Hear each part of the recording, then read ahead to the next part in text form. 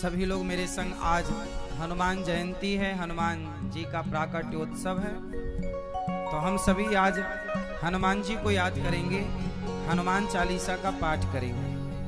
तैयार हैं? याद है सबको? मेरे संग गाएंगे। श्री गुरु चरण सरोज रज निज मनु मुकुर सुधारि, वर्णौ रघुवर बिमल जसु, जो दायक फल चारि। बुद्धिहीन तनु जानिके, सुमिरो पवन कुमार। बल बुद्धि विद्या देहु मोहि, हरहु कलेश विकार। जय हनुमान ज्ञान गुण सागर, जय कपीश तिहु लोक उजागर। राम दूत अतुलित बल धामा, अंजनी पुत्र पवन सुत नामा। महावीर विक्रम बजरंगी, कुमति निवार सुमति के संग। कंचन वरण विराज सुवेशा, कानन कुंडल कुंचित केश। हाथ वज्र और ध्वजा विराज, कांधे मूंज जनेऊ साज। शंकर सुवन केसरी नंदन, तेज प्रताप महाजगवंदन। विद्यावान गुणी अति चातुर, राम काज करबे को आतुर। प्रभु चरित्र सुनबे को रसिया, राम लखन सीता मन बसिया। सूक्ष्म रूप धरि सियहि दिखावा, विकट रूप धरि लंक जरावा। भीम रूप धरि असुर संहारे, रामचंद्र जी के काज सवारे। लाए सजीवन लखन जियाए, श्री रघुवीर हरष उर लाए। रघुपति कीन्ही बहुत बड़ाई, तुम मम प्रिय भरतहि सम भाई। सहस बदन तुम रोजस गावे, हस कहि श्रीमति कंठ लगावे। सनकादिक ब्रह्मादि मुनीसा, नारद सारद सहित अहिर। जम कुबेर दिखपाल जहाते, कवि गोविंद कह सके कहाँ। तुम उपकार सुग्रीव ही कीना, गाँव मिलाय राजबदनी। तुमरो मंत्र विभीषण माना, लंकेश्वर भय सब जग जाना। जुग सहस्र योजन पर भानो, लील्यो ताहि मधुर फल जान। प्रभु मिल मुख माहि, जलधि लांग गए अचरज नाहि। दुर्गम काज जगत के जेते, सुगम अनुग्रह तुमरे तेते। राम दुआरे तुम रखवारे, होत न आज्ञा बिनु बैसारे। सब सुख लहे तुम्हारी सरना, तुम रक्षक काहू को डरना। आपन तेज समारो आपै, तीनों लोक हाथ ते गावै। भूत पिशाच निकट नहीं आवे, महावीर जब नाम सुनावे। नासे रोग हरे सब पीरा, जपत निरंतर हनुमत वीरा। संकट में हनुमान छुड़ावे, मन क्रम वचन ध्यान जो। हाँ सब पर राम तपस्वी राजा, तिनके काज सकल तुम साजा। और मनोरथ जो कोई लावे, सोई अमित जीवन बल पावे। चारों युग वर्ताव तुम्हारा, है प्रसिद्ध जगत उजियारा। साधु संत के तुम रखवारे, असुर निकंदन राम दुलारे। अष्ट सिद्धि नव निधि के दाता, असवर दीन जानकी माता। राम रसायन तुम्हारे पासा, सदा रहो रघुपति के दासा। मेरे भजन राम जी को पावे, जन्म जन्म के दुख बिसरावे। अंत काल रघुवर पुर जाई, जन्म हरि भक्त कहाई। और देवता चित्त न धराई, हनुमत से सर्व सुख कराई। संकट कटे मिटे सब पीरा, जो सुमरे हनुमत बलवीरा। जय जय जय हनुमान गोसाई, कृपा करहु गुरुदेव की नाई। जो सतवार पाठ कर कोई, छोटहि बंदी महासुख होई।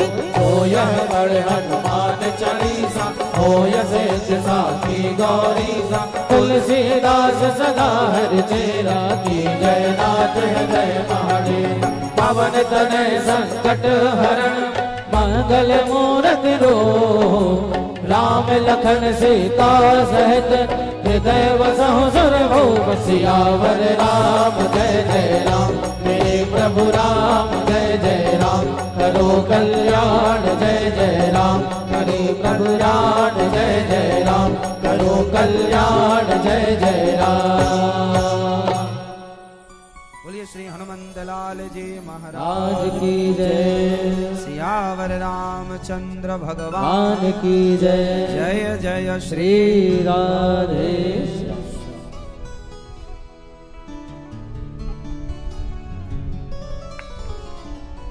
परम मंगलमय परात्पर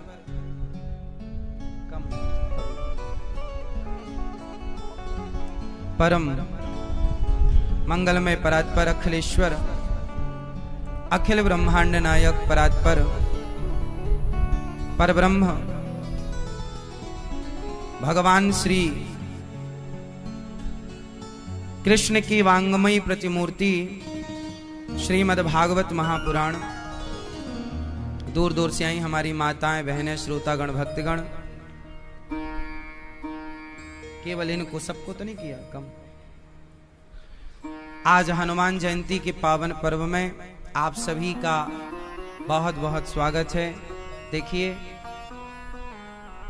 आज कथा में भी राम जी का जन्म, भगवान श्री कृष्ण का जन्म, और जहां भगवान का जन्म हो वहां भक्त का भी जन्म हो।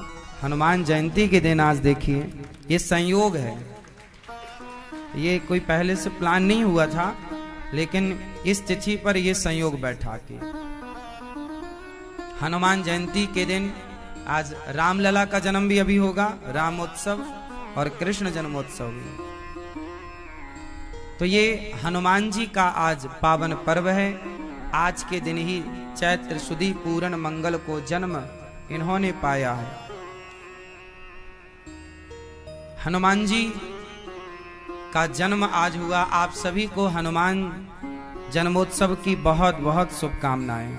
हनुमान जी के पावन जन्मोत्सव की बहुत बहुत शुभकामनाएं। आप सभी पर हनुमान जी की कृपा बनी रहे। हनुमान जी से आप लोगों ने क्या सीखा है? क्या सीखा है? क्या सीखा? भक्ति सेवा तो अच्छा है, हाँ?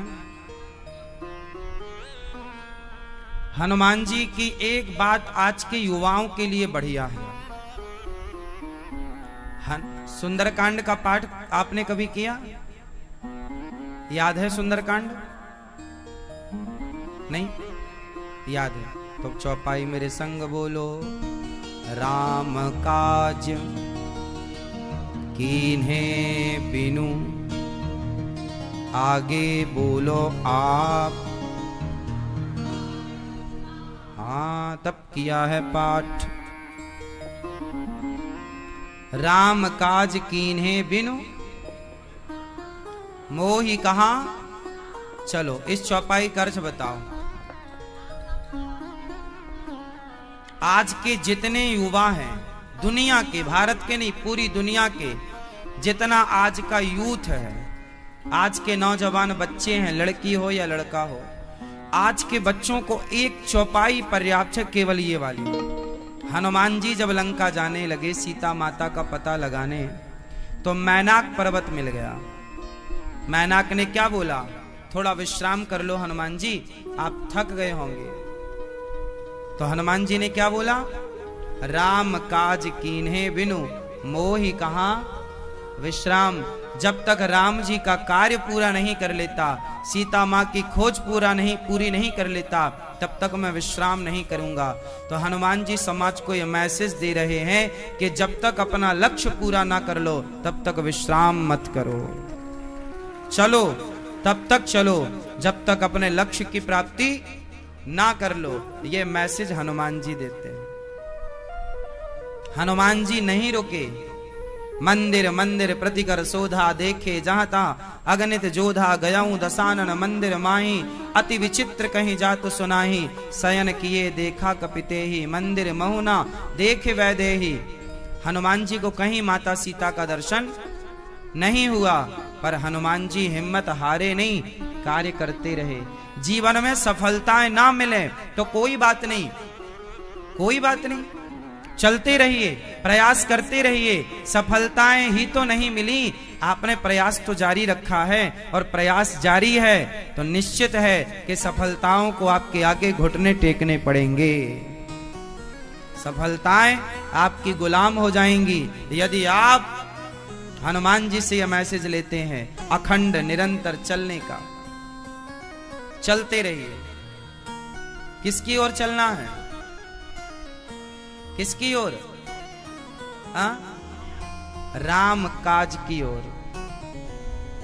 अपना लक्ष्य, लक्ष्य का मतलब ये नहीं कि अब कोई शराब पीने का लक्ष्य बनाए और शराब के लिए दौड़ रहा है, चोरी करने का लक्ष्य बनाए और चोरी के लिए दौड़ रहा है, किसी पराई स्त्री को देखने के लिए दौड़ रहा नहीं। लक्ष्य भी कैसा हो? राम काज, प्रभु का कार्य हो, अच्छा कार्य हो, मतलब अच्छा लक्ष्य हो। अच्छे विचारों के साथ अच्छी यात्रा में आप चलें और अपनी सफलताएं जब तक आप सफल ना हो जाएं। हनुमान जी लंका गए, सीता मां की खोज नहीं हुई, बड़े दुखी थे, नहीं मिली सीता मां। फिर भी हनुमान जी ने प्रयास जारी रखा और अंत में सीता मां मिल गई। कहां मिली सीता मां हनुमान जी को? अशोक वाटिका। अशोक मतलब अशोक वृक्ष, जहां शोक ना हो। पहले लोग अपने घर में अशोक का वृक्ष लगवाते थे, आजकल वृक्ष हो तो लोग कटवा देते हैं। आज लोग एसी तो लगवाते हैं पर वृक्ष नहीं लगवाते, जबकि वृक्ष की पेड़ की छांव में सुकून मिलता है। आप भरी गर्मी में भी अच्छी छाया हो पेड़ की तो आप बैठ सकते हैं आराम से, है ना। बहुत सारे वृक्ष ऐसे होते हैं जो बहुत छायादार होते हैं और बहुत ठंडे होते हैं, वहां बैठने पर बहुत शीतलता प्राप्त होती है, हाँ या ना। अशोक के नीचे हनुमान जी उस वृक्ष पर चढ़े जहां माता सीता उदास थी। सीता मां की उदासी किसने दूर की? कैसे दूर की? हाँ, रामचंद्र गुण वरने लागा, सुनतहि सीता कर दुख भागा। जैसी राम कथा सुनाई, सीता माँ का सारा दुख, सीता माँ का दुख कब दूर हुआ? जब सीता माँ को कथा सुनाई गई। इस संसार में एक कथा ही है जो प्राणी के प्रत्येक दुख को दूर कर सकती है। जो कथा से वंचित हैं वो दुखी हैं, जो कथा से जुड़े हैं वो बहुत सुखी हैं। सुखी होना है तो कथाओं से अपने आप को जोड़ के रखिए। हनुमान जी को अमरता का वरदान किसने दिया?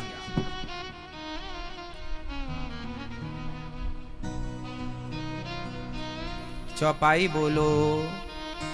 अजर अमर गुण निधि सुत हूँ, करहूँ बहुत रघुनायक छाहूँ।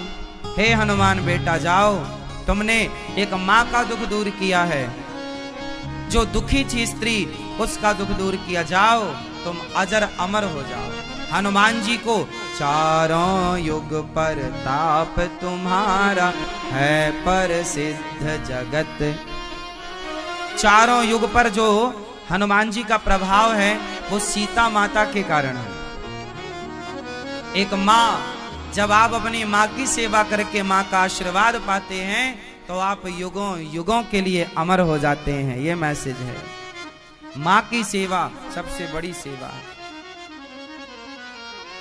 इसलिए हनुमान जी सीता माँ का दुख दूर करते हैं। हनुमान जी की बहुत सारी बातें हैं जो सीख सकते हैं आप। हनुमान जी लंका गए तो हनुमान जी की आग पूंछ में क्या लगी? पूंछ में क्या मैसेज है इसका? हनुमान जी की पूंछ में आग लगी। आपकी पूंछ है? नहीं। आपकी पूंछ है? आपकी नहीं। ओ पीली मैया, आपकी पूंछ है? नहीं। क्या बात कर रहे हो महाराज जी की पूंछ होती है? देखो आप लोग कह रहे हैं पूंछ नहीं है और सारा झगड़ा पूंछ का ही है। महाराज जी हमारी सास ने तो हमें बिल्कुल नहीं पूछा। हमारी तो आजकल बहुएं पूछती ही नहीं है। और आप क्या बोल रही हो? हमारी पूंछ नहीं है और आपकी सबसे बड़ी पूंछ है। लोग झगड़ा किस बात का करते हैं? हमें पूछा नहीं। हमें यही तो पूंछ है। और कौन सी पूंछ? लोग बोलते ना हमारी तो पूरे गांव में पूंछ है। कहीं भी आप पूछ लो, हाँ या ना, बोलो हाँ। तो यही तो पूंछ है। और हनुमान जी ने इस पूंछ में क्या किया?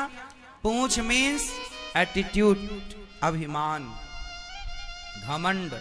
मेरी तो पूंछ है, लोग तो मुझे जानते हैं। हनुमान जी ने अपनी पूंछ में क्या किया? आग लगवाई। जितने जल्दी हो सके आप लोग भी अपने अभिमान की पूंछ में आग लगाओ, वरना वो आपको जला देगी। घमंड आपको नष्ट करे उसके पहले आप घमंड को नष्ट कीजिए। बात समझ में आई? तो हनुमान जी ने किसको जलाया? पूंछ रूपी अभिमान। हनुमान जी को लगा कि मेरी तो पूंछ बढ़ जाएगी, लोग मुझे याद करेंगे। हनुमान जी ने सीता माँ का पता लगाया। हनुमान जी को लगा कहीं मुझे इस बात का घमंड ना हो जाए, इसलिए अपने पूंछ में पहले ही आग लगवा ली। पूंछ में आग।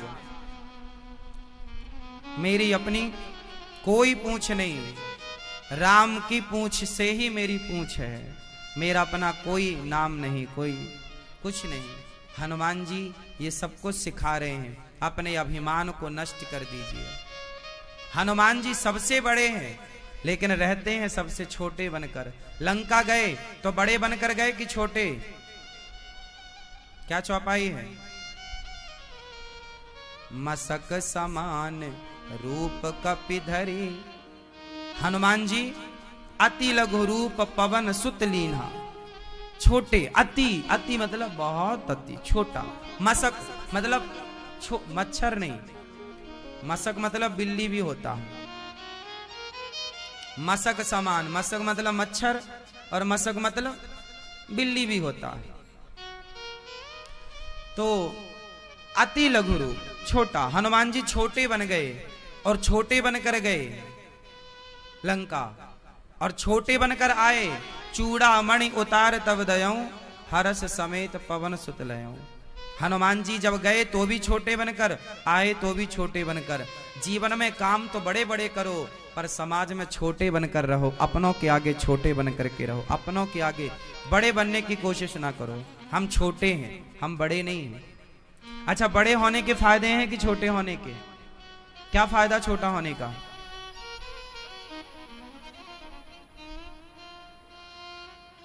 बड़े होने के क्या नुकसान? बछड़े जब बड़े होते हैं तो उन्हें क्या बोला जाता है? हाँ? बैल। बछड़े जब बड़े होते हैं तो क्या बोला जाता है? बैल। और बछड़े जब बछड़े होते हैं तो उन्हें बछड़ा बोला जाता है। और बैल खाते हैं भूसा और बछड़े पीते हैं, तो छोटे बछड़े पै पिए, बड़े होएं भूस खाएं। छोटे होने का फायदा यह है, छोटे रहोगे सबका लाड़ प्यार मिलता रहेगा। बड़े हो जाओगे तो भूसे से लग जाओगे, कुछ ना मिलेगा। लोग कहेंगे तुम तो बड़े हो, तुम तो समझदार हो, तुम तो सबको लेके चलने वाले हो, तुम ही ऐसा करोगे तो कैसे काम चलेगा? तो बड़े होने के बहुत नुकसान है। छोटे होने के बहुत फायदे हैं। इसलिए घर में परिवार में छोटे बन के रहा जाए, बड़े बन कर नहीं। मैया सही है, बड़े ना बनो, छोटे बनो। हनुमान जी की मां का नाम क्या है? और हनुमान जी की नानी का नाम?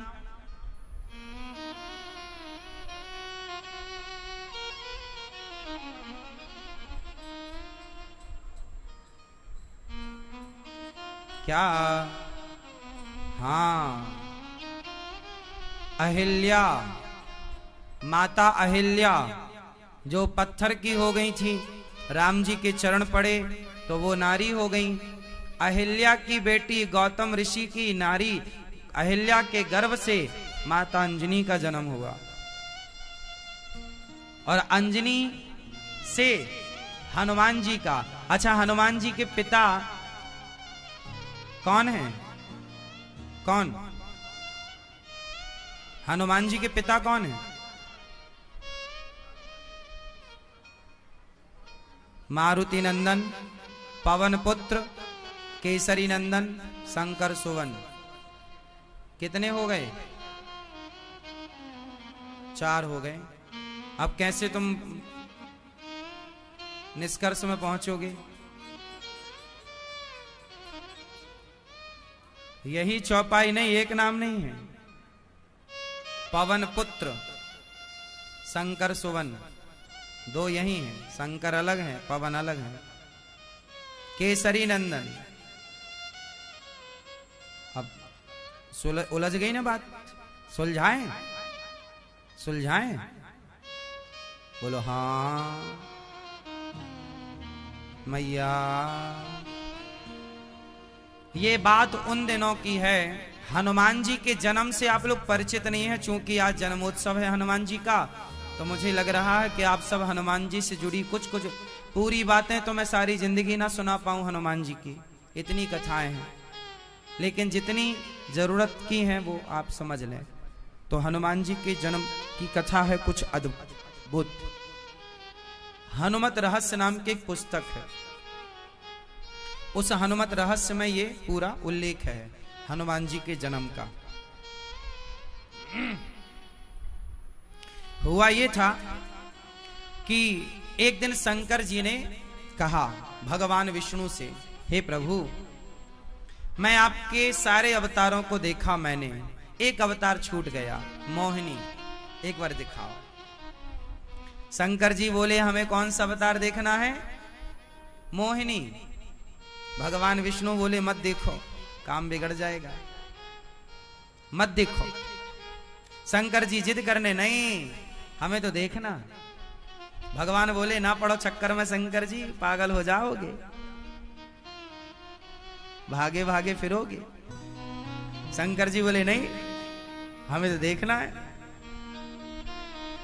हमें तो देखना है आपका मोहिनी रूप। तो भगवान बोले, जिद मत करो हनुमान जी, शंकर जी। शंकर जी नहीं माने और कहा कि आप मोहिनी रूप दिखाओ, और भगवान तो भक्तों के अधीन है। भगवान विष्णु ने कहा मत देखो, परंतु वो माने नहीं। तब भगवान मोहिनी रूप प्रकट किए। कौन सा रूप प्रकट हुआ? जोर से, मोहिनी। भगवान के 24 अवतारों में एक अवतार मोहिनी अवतार है। किनका अवतार है ये? भगवान श्रीमन नारायण का। विष्णु भगवान मोहिनी बनकर आए, और जब मोहिनी बने तो शंकर जी ने मोहिनी भगवान को देखा तो इतने सुंदर थे मोहिनी भगवान कि शंकर जी दौड़ पड़े मोहिनी भगवान को पाने के लिए। आहा हा, बहुत सुंदर है। और जब मोहिनी भगवान को देखा शिव जी ने, तो भगवान शिव कामांध हो गए। जब कामांध हुए तो भगवान शिव का तेज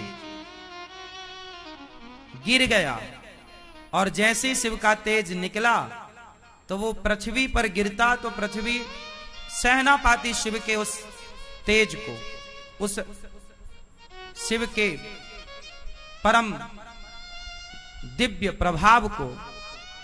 तो भगवान मोहिनी ने अपने विष्णु स्वरूप में आकर, प्रभु ने फिर अपना विष्णु रूप धारण किया और शिव का गिरता हुआ वह तेज जो पृथ्वी पर गिरता तो पृथ्वी नष्ट हो जाती, भगवान विष्णु ने अपने हाथ में धारण किया। अब शिव जी का तेज था भगवान विष्णु के हाथों में। अब तब तक शिव जी का रूप ठीक हो गया, काम समाप्त हो गया। अब शिव जी बोले प्रभु क्षमा कीजिए, अपराध हो गया। भगवान बोले कोई बात नहीं, चलो अब ये बताओ इसे कहां पहुंचाएं। तो पता लगा कि किसी संत ने अंजनी से कह रखा था कि तुम्हें कुंवारे में बच्चा पैदा हो जाएगा। तो अंजनी मां ने अपने आप को एक गुफा के अंदर बंद कर रखा था, किसी पुरुष को देखूंगी ही नहीं। तो शंकर जी और भगवान विष्णु दोनों अंजनी मां के पास गए। वो गुफा के अंदर थी। कहा कि बड़ी प्यास लगी है, कुछ पानी मिलेगा? अंजनी मां बोली पानी मिलेगा, पर मैं किसी पुरुष को देखूंगी नहीं, आप वहीं से अपना पानी पी लीजिए, मैं अंदर से यहाँ पानी डाल रही हूँ। गुफा थी, धार रही होगी, अंदर से पानी डाला, आप बाहर पी लो, ठीक है। पर ये बताओ तुमने गुरु मंत्र लिया है? नहीं महाराज, गुरु मंत्र तो नहीं लिया। तो फिर पहले मंत्र लो, कान आगे करो। तो माता अंजनी को वह शिवजी का तेज कान के माध्यम से, वायु देवता के सहयोग से, चूंकि वायु का काम पड़ेगा, तो वह हाथ में रखा हुआ तेज वायु के द्वारा वह माता अंजनी के कानों से गर्भ में स्थापित किया गया और माता अंजनी गर्भवती हुई। वो शिवजी का तेज था। फिर केसरी से माता अंजनी का विवाह हुआ। किससे विवाह हुआ? अब देखो तीनों को जोड़ दो। शंकर जी का तेज गया तो शंकर सुवन, पवन के द्वारा गया तो पवन पुत्र, केसरी से विवाह हुआ माता अंजनी का तो केसरी नंदन, इसलिए शंकर सुवन पवन पुत्र केसरी नंदन, तीनों एक साथ। क्योंकि शंकर, अब कोई पूछे कि हनुमान जी शंकर जी के अवतार कैसे, तो शंकर जी के तेज से ही हनुमान जी उत्पन्न हुए, इसलिए शंकर सुवन पवन के द्वारा। इसलिए जब हनुमान जी संजीवनी बूटी लाए लक्ष्मण जी के लिए, तो भरत जी ने बाण मारा, बोलो हां। तो जब बाण मारा तो हनुमान जी नीचे गिर गए, बोलो हां। मैया सोलो मेरी मां।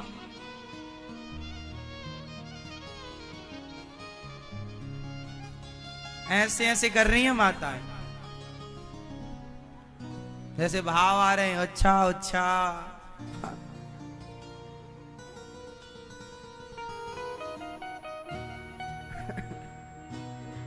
मैया सुनो। तो हनुमान जी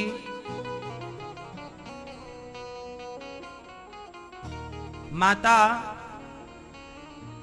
अंजनी के पुत्र बने। अब यहां एक बात समझनी है कि हनुमान जी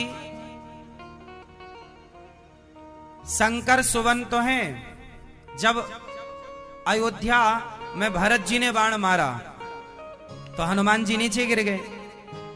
जब बताओ हनुमान जी नीचे गिरे तो जो पहाड़ हाथ में था वो कहां चला गया? आप बताओ। हनुमान जी तो नीचे गिर गए, बाण मारा और नीचे गिरे, और पहाड़ भी नीचे गिरा होता तो सारे लोग दब के मर ना जाते।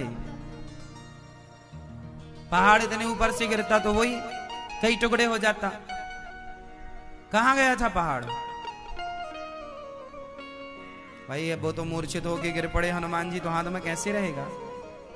हनुमान जी तो मूर्छित होके गिरे और हनुमान जी के पास भरत जी गए। कहां हो, कौन हो? वहां तो कोई पहाड़ था नहीं, कहां चला गया? हाँ हाँ हाँ, ऊपर ही था पहाड़। किसने पकड़ा? हनुमान जी के पिता ने, पवन देव। ऊपर ही रखा, जैसे बादल ऊपर ही रहते हैं,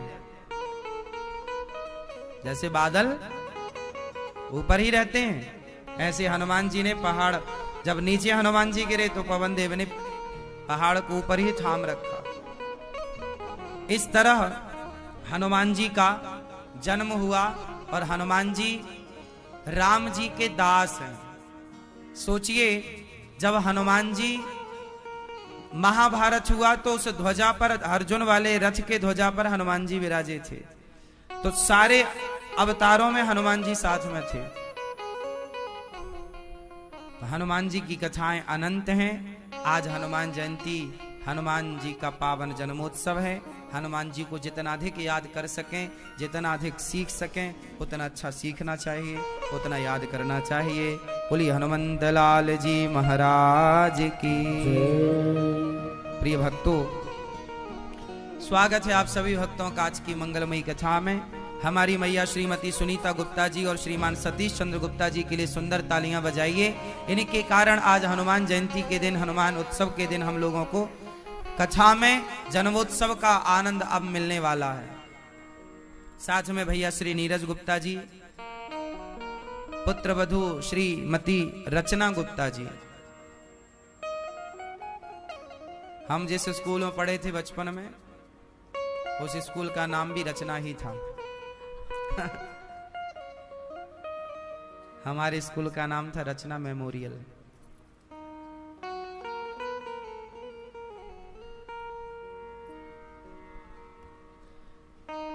तो आप सभी यहां आए और प्रेम पूर्वक कथा की गंगा में कल हम लोगों ने डुबकी लगाई। कल हम लोगों ने कथा में क्या सुना कि भगवान ध्रुव जी महाराज ने मनु जी महाराज की दो बेटियों की कल आपने चर्चा सुनी। तीसरी बेटी का नाम था प्रसूति। दक्ष प्रजापति से इनका विवाह हुआ। दक्ष की सबसे छोटी बेटी का नाम था सती। सती का विवाह शिवजी से हुआ। शिवजी की पत्नी माता सती, एक बार शिवजी माता सती को लेकर गए कथा सुनाने अगस्त जी के पास।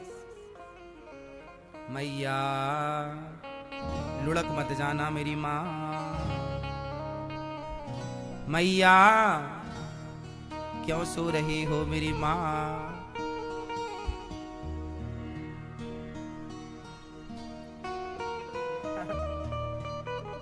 कुछ लौंग इलायची खाओगी मेरी माँ? खा लिया। च्युइंगम खाओगी? नहीं।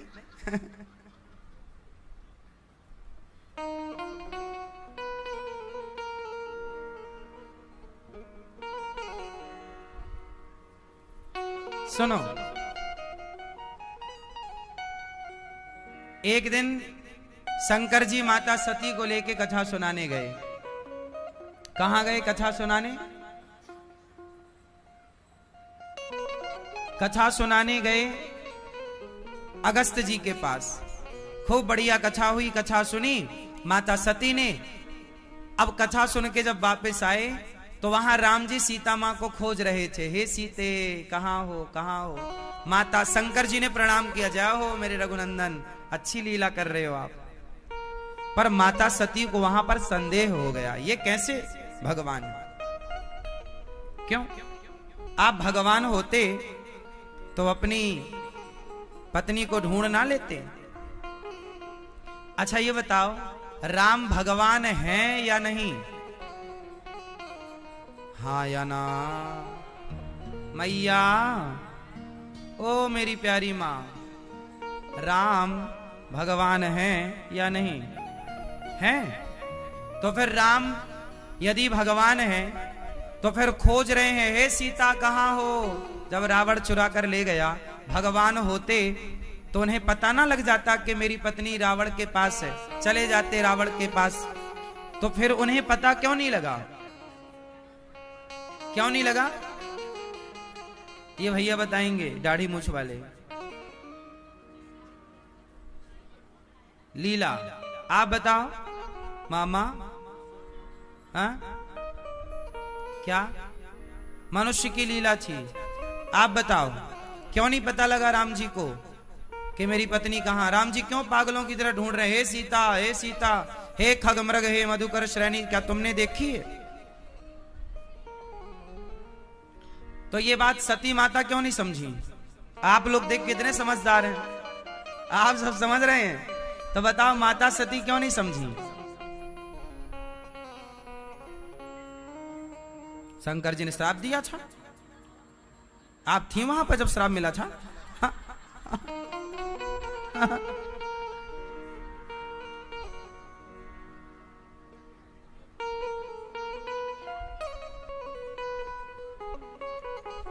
माता सती को संदेह, आप लोगों को संदेह नहीं, आप लोग कह रहे हैं कि राम जी की लीला, और ये बिल्कुल सही उत्तर है आपका। परंतु जब आप जैसे हम जैसे सामान्य प्राणी ये समझ रहे हैं कि ये राम की लीला है, तो माता सती शिव की पत्नी होकर इतनी सी बात क्यों नहीं समझ पाई? जो बात आप समझ गए, आज की लड़कियां समझ पाई, आज के लड़के समझ रहे हैं, आप और हम उनके सामने क्या है? जब हम और आप समझ रहे हैं कि ये राम की लीला है, वो भगवान है पर लीला रच रहे हैं, और ये बात शंकर जी भी समझ रहे हैं, समझा रहे हैं देवी ये लीला, तो सती क्यों नहीं समझी?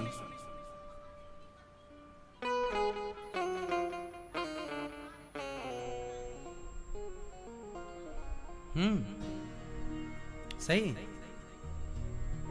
मैया बताओ, चश्मा वाली मैया क्यों नहीं समझी माता सती? जो आप समझ रही हो वो सती जी क्यों नहीं समझी?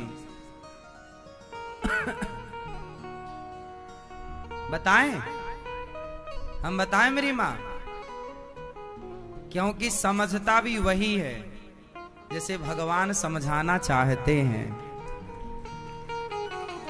माता सती इसलिए नहीं समझी क्योंकि प्रभु उनको समझाना ही नहीं चाहते थे।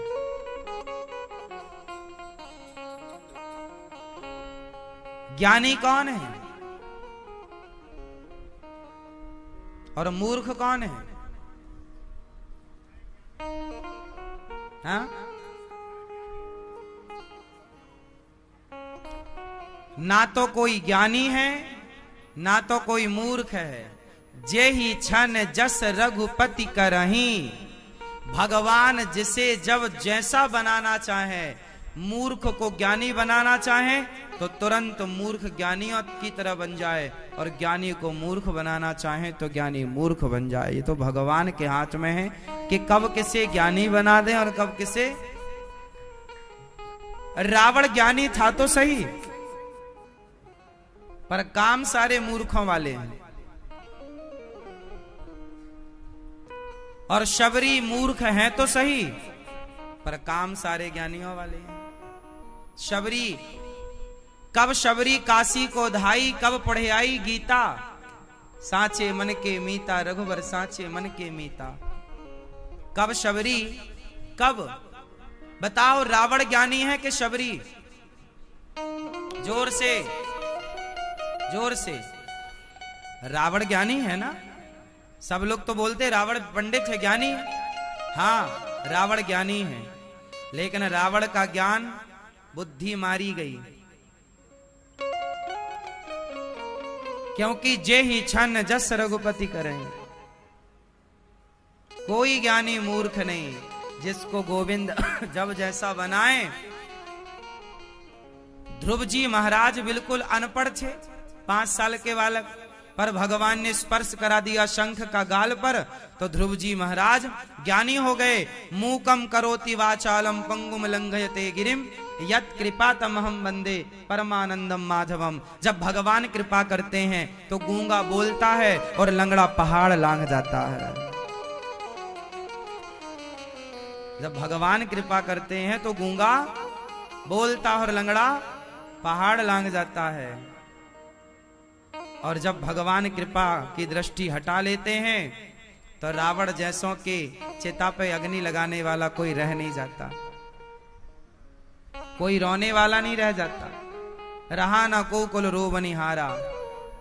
इसलिए माता शबरी, ध्रुव जी ये भगवान के पढ़ाए हैं। माता सती साक्षात शक्ति है। अरे माता सती की ही तो हम सब पूजा कर रहे हैं। 52 शक्तिपीठ क्या है? माता सती ही है। वो माता सती जिनकी आप और हम पूजा करते हैं। 52 शक्तिपीठ, चाहे ज्वाला मां हो, काली हो, केला हो, कोई भी, कामाख्या हो, सारी मां वो 52 शक्तिपीठ में ही समाई है। वो मां भगवती जिनकी आप और हम आराधना करते हैं, वो राम को ना समझ पाई। सोचो, वो राम को ना समझ पाई तो भला आप और हम कितना राम को समझेंगे। राम को वही समझ सकता है जिन्हें स्वयं राम समझाना चाहे। आप लोग इसलिए समझ रहे हो राम को क्योंकि राम आपको समझाना चाह रहे हैं। आप बाहर बाजार में जाके बात करो, बहुत लोग नहीं समझेंगे आपकी बात क्योंकि राम उन्हें अभी नहीं समझाना चाह रहे हैं। आपको समझाना चाह रहे हैं तो आप समझ रहे हैं।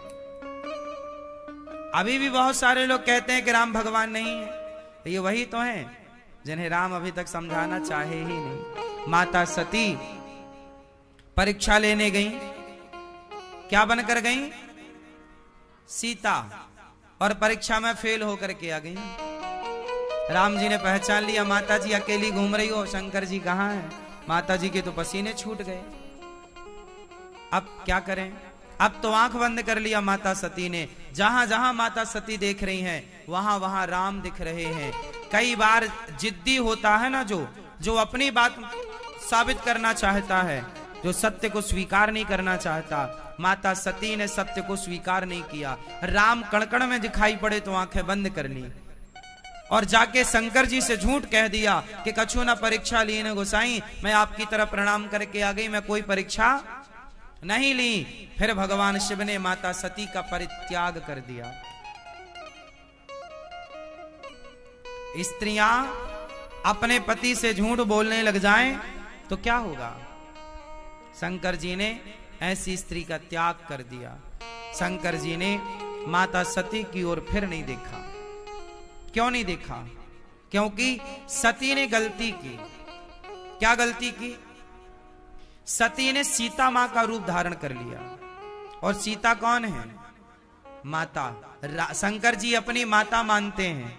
अब तुम हमारी माता का रूप बना लोगी तो फिर तुम्हें पत्नी के रूप में कैसे स्वीकार करेंगे? और यदि स्वीकार कर लेंगे तो मर्यादा बिगड़ जाएगी। इसलिए शंकर जी ने माता सती को फिर स्वीकार नहीं किया, क्योंकि तुम हमारी माता का रूप बना चुकी हो। इसका एक दूसरा मैसेज भी है कि जब स्त्रियां माता बन जाएं, जब स्त्री मां बन जाए, तो फिर माता बनने के बाद पुरुष उस स्त्री को पत्नी के रूप में नहीं, अब पति पत्नी का जो काम भाव है, उस काम भाव से निकलकर राम भाव में स्थापित हो जाना चाहिए, है ना? भोगी से योगी बनने की यात्रा करनी चाहिए। भोग लिए, अब योग की ओर, ईश्वर की प्राप्ति और ईश्वर के लक्ष्य की ओर बढ़ना चाहिए। यही जीवन का सार है। माता सती को शिव जी ने त्यागा और वही माता सती अपने पिता के यज्ञ में गई बिना बुलाए। कौन थे माता सती के पिता? दक्ष प्रजापति। कहां यज्ञ किया था? कनखल में। सबको बुलाया था दक्ष ने, पर शिव जी को नहीं बुलाया। और उस यज्ञ में माता सती गई और जल करके कौन सी अग्नि में जली? योग अग्नि में। कौन सी अग्नि? योगाग्नि। अपने योग के बल पर अपने शरीर को जलाया माता सती ने। योग के बल से इतनी गर्मी पैदा की कि वो शरीर जल गया। उस जलते हुए शरीर को शिव जी लेकर दौड़े और जहां जहां माता सती का वो जलता हुआ शरीर गिरा, वह एक एक शक्तिपीठ बन गई। 52 जगह पर माता सती के अंग गिरे, जिसमें 51 शक्तिपीठ तो भारत में ही पहले पाकिस्तान था, बंटवारा हुआ तो हिंगला शक्तिपीठ पाकिस्तान तरफ चली गई। क्योंकि वो वहीं थी, बंटवारे में वो भूमि पाकिस्तान के कब्जे में चली गई, तो वो शक्तिपीठ भी पाकिस्तान के कब्जे में चली गई। हिंगला शक्तिपीठ। 51 शक्तिपीठ भारत में। फिर वीरभद्र को प्रकट किया शिव जी ने, दक्ष के यज्ञ का विध्वंस हुआ, फिर बकरे का सिर लगाया गया और दक्ष के यज्ञ को पूरा किया गया। फिर सती माता पार्वती बनकर आई, और पार्वती बनकर जब आई तो माता सती ने पार्वती बनकर 10,000 वर्षों तक तपस्या की। क्या खाकर? क्या खाकर? बिल्व पत्र खाकर। इसलिए माता पार्वती जब बिल्व पत्र खाकर तप करती हैं तो शिवजी ने कहा कि तुम बिल्व पत्र खाकर तप की हो, अब मैं भी बिल्व पत्र ग्रहण करूंगा। तब से शंकर जी पर बिल्व पत्र चढ़ाई जाने लग गई। 10,000 वर्षों तक घोर तपस्या की माता पार्वती ने, तब जाकर शिव जैसा पति उन्हें प्राप्त हुआ। इसलिए अच्छा पति चाहिए तो स्त्री को अच्छी तपस्या करनी होगी, अच्छी स्त्री चाहिए तो पुरुष को भी अच्छी तपस्या करनी होगी, अच्छा पुत्र चाहिए तो माँ बाप को भी अच्छी तपस्या करनी होगी। बिना तप के कुछ नहीं मिलता। आजकल तप रहा ही नहीं, इसलिए अब अच्छा कुछ नहीं मिल रहा है, ना अच्छी पत्नी, ना अच्छा पति, ना अच्छा पुत्र। भगवान शिव ने माता पार्वती से विवाह किया और पार्वती हिमालय की बेटी बनकर आई और हिमालय की पुत्री बनी और शिव पार्वती का विवाह संपन्न हुआ। अच्छा बताओ, शिव जी बैल पर क्यों चढ़े हैं, अर्थात बैल का वाहन क्यों स्वीकार करते हैं, बैल पर क्यों चलते हैं शिव जी? आप बताओ, शिव जी का वाहन बैल क्यों है? स्ट्रॉन्ग होता है। स्ट्रॉन्ग तो बहुत होता है, शेर भी स्ट्रॉन्ग है, और भी भैंसा तो और स्ट्रॉन्ग है।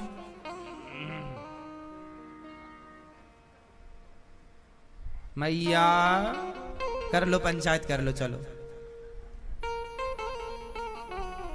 शंकर जी का वाहन बैल क्यों?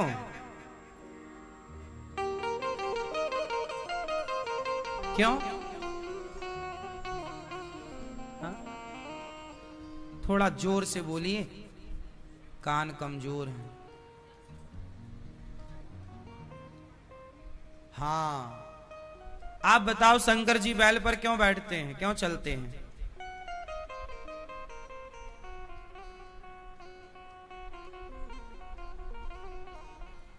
नहीं, गुस्सा हो क्या? पीछे वाली मैया, लाल साड़ी वाली मेरी माँ, ओ मैया सो रही हो मेरी माँ? पीछे वाली मैया, लाल साड़ी वाली, बताओ शंकर जी का वाहन बैल क्यों? हाँ, क्योंकि बैल धर्म का प्रतीक है।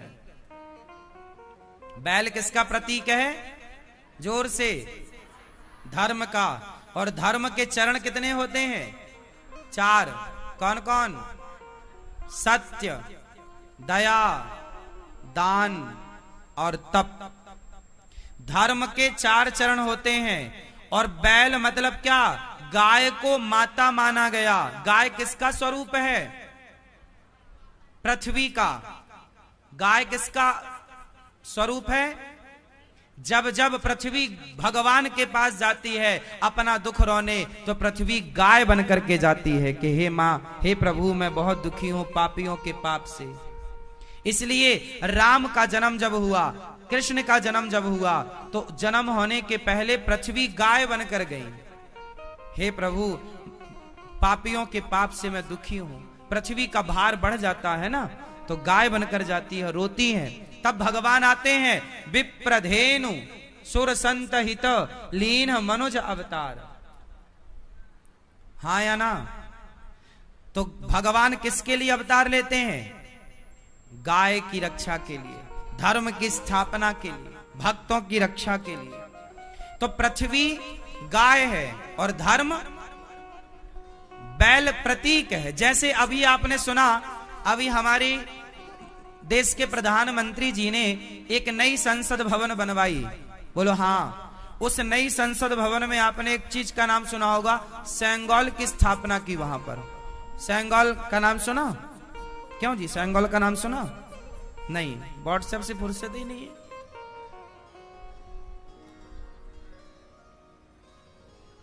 सेंगोल नहीं जानती हो?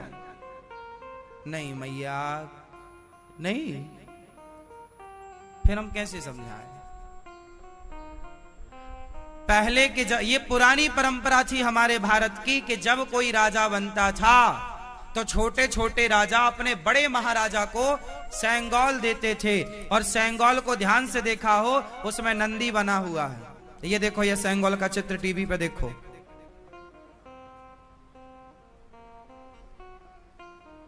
हाँ या ना? इसमें क्या बने हैं?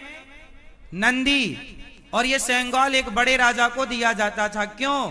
क्योंकि ये नंदी धर्म का प्रतिनिधित्व करता है। नंदी किसका प्रतीक है? जोर से, धर्म का। और जब कोई राजा बड़े राजा को ये देता था तो मानो ये कहता था महाराजा कि आप इस राज्य को चलाइए पर धर्म से चलाइएगा, धर्म से चलाइएगा। ये सेंगोल का देने का उसके पीछे का कारण था कि आप धर्म ना छोड़िएगा।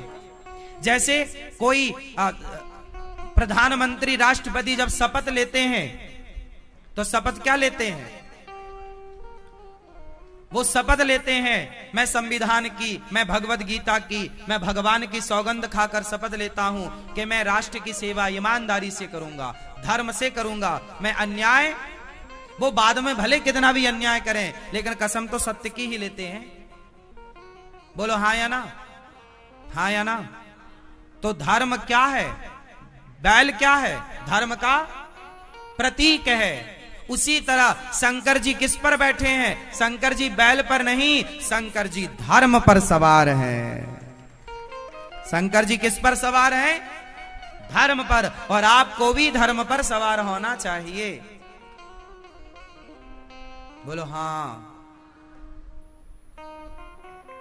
बताओ, गणेश जी चूहे पर क्यों बैठते हैं? मैया,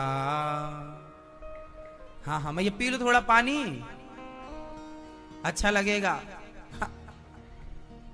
मैया बताएंगी मेरी प्यारी माँ।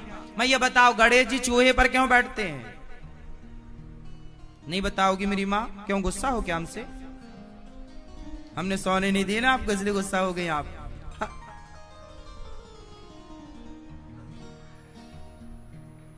गणेश जी चूहे पर क्यों बैठते हैं? मैया बताएंगी, चश्मा वाली मैया। ये पीछे मैया चश्मा वाली, गुलाबी और पीली साड़ी वाली।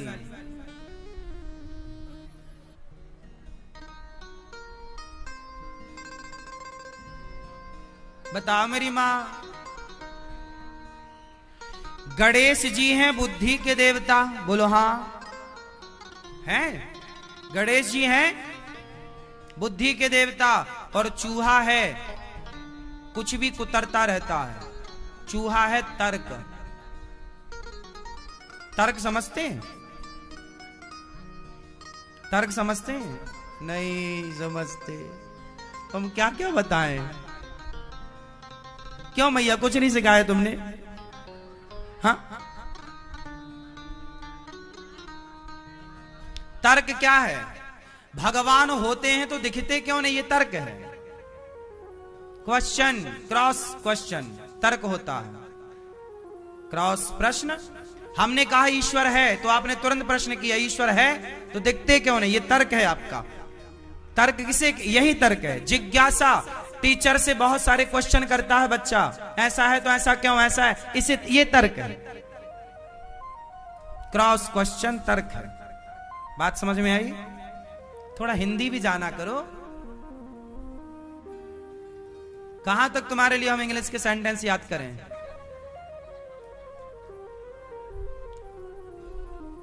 हम ठहरे शुद्ध भारतीय। तो बात समझने की है।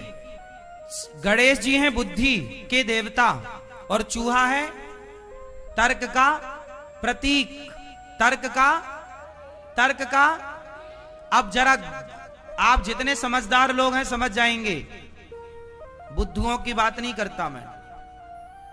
गणेश है बुद्धि और चूहा है तर्क, तो बुद्धि हमेशा तर्क पर ही सवार होती है। बुद्धि हमेशा, जो बच्चा तार्किक है वो बच्चा होशियार है। जो बच्चा बहुत सारे क्वेश्चन करता है माँ से, बाप से, टीचर, माँ ऐसा क्यों, माँ ऐसा क्यों, माँ भगवान है तो दिखते क्यों नहीं, माँ ये फूल लाल क्यों है, माँ ये पानी ऐसा क्यों है, माँ ये ऐसा क्यों, मिर्ची तीखी क्यों होती है, माँ ये ऐसा क्यों, टीचर से ये 2 2 4 ही क्यों होता है, 6 दूनी 12 ही क्यों होता है, ये क्यों होता, ये इतने सारे क्वेश्चन करने वाला बच्चा तार्किक है और यही बुद्धिमान है। जिसके अंदर तर्क नहीं है वो बुद्धिमान।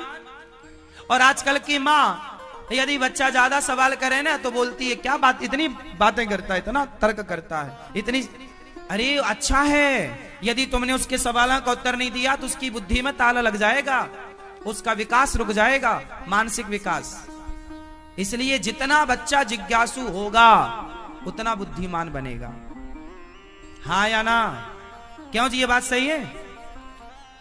हम लोग जब पढ़ते थे ना तो अपने गुरु जी से प्रश्नों की झड़ी लगाते थे, एक के बाद एक के बाद एक के बाद एक के बाद। इसलिए अभी भी हम देखो आपको कथा सुना रहे हैं पर आपको प्रश्न पूछे जा रहे हैं, पूछे जा रहे हैं, पूछे जा रहे हैं। यही तर्क है और यही बच्चा इंटेलिजेंट होता है जो ज्यादा। अब कोई बच्चे होते हैं गए चुपचाप बैठे क्लास में, वो बोले ही नहीं कुछ, पूछे ही नहीं कुछ, ये बुद्धू है। हाँ या ना? तो बुद्धिमान कौन? तर्क वाला। इसलिए बुद्धि किस पर, बुद्धि किस पर, बुद्धि किस पर? तर्क पर। इसलिए गणेश जी किस पर? चूहे पर। चूहा कौन? तर्क। चूहा मतलब चूहा नहीं, चूहा मतलब तर्क। बात समझ में आई?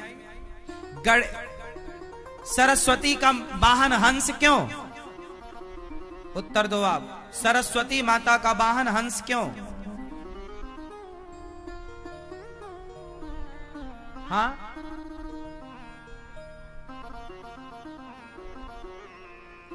ये चश्मा वाले भैया बताएंगे। ये सरस्वती माता का वाहन हंस क्यों? बताओ, आप बताओ। नहीं, आप बताओ। यहां ध्यान दो, वहां नहीं। सरस्वती माता का वाहन हंस क्यों? हाँ? क्योंकि वो वाइट है। सरस्वती है विद्या की माता। बोलो हाँ।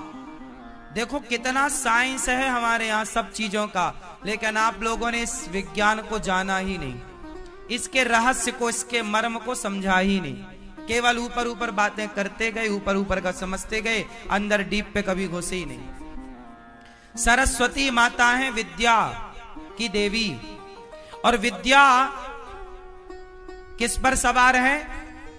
हंस पर। और हंस का स्वभाव कैसा है कि दूध और पानी को मिक्स कीजिए और हंस के सामने परोसिए तो हंस क्या पी लेगा? दूध पी लेगा, क्या छोड़ देगा?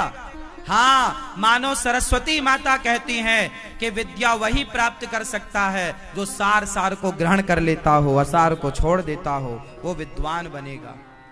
सार सार को गही लहे, थोथा दे उड़ाए, साधु ऐसा चाहिए जैसे सूप स्वभाव। सार सार को गही लहे, थोथा दे उड़ाए। सार तो विद्यार्थी को क्या चाहिए?